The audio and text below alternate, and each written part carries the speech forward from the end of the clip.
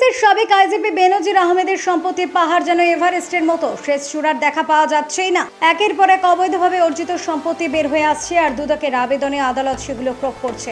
এবার নতুন করে আরো অঢেল সম্পত্তির সন্ধান মিলেছে প্রায় এক যুগ ধরে আইন শৃঙ্খলা বাহিনীর বিভিন্ন শীর্ষ পদে থাকা সাবেক এই কর্মকর্তা। তবে সম্পদের সন্ধান মিললেও বেনজিরের সন্ধান জানাতে পারছে না কেউ। বেনজির আহমেদ এবং পরিবারবর্গের নামে থাকা আরো বিপুল পরিমাণ সম্পত্তি এবং ফ্ল্যাট জব্দ করার নির্দেশ দিয়েছে আদালত। বুধবার দুদকের আবেদনের পরিপ্রেক্ষিতে ঢাকা মহানগর দায়রা জজ মোহাম্মদ আসামাজ জগলু হোসেন তিনি আদেশ দেন। আদেশের কপি ইতিমধ্যেই দুদকে পাঠানো হয়েছে কার্যকরী ব্যবস্থা গ্রহণের জন্য।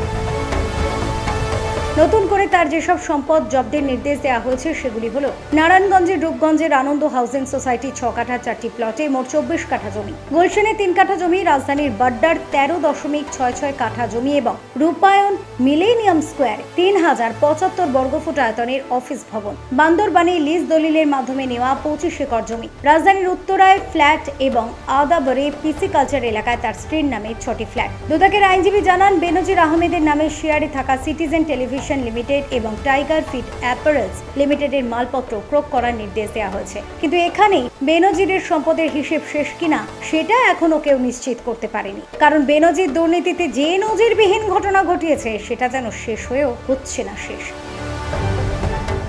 উচ্চাভিলাষী বেনজির নিজের নামের পাশাপাশি তার স্ত্রী এবং সন্তানদের নামে বিশাল সম্পদের পাহাড় গড়ে এখন গা ঢাকা দিয়েছেন। দুদক থেকে তলব পেয়েও হাজির না হওয়ার পর অনেকেই ধারণা করছেন তিনি দেশের বাইরে পালিয়েছেন। তবে আগামী 24শে জুন আবারও বেনজির এবং তার দুর্নীতিগ্রস্ত পরিবারবর্গকে তলব করেছে দুদক। এবার তিনি ডাকে সাড়া না দিলে কি ব্যবস্থা নেওয়া হয় সেটি দেখার অপেক্ষায় গোটা দেশের মানুষ।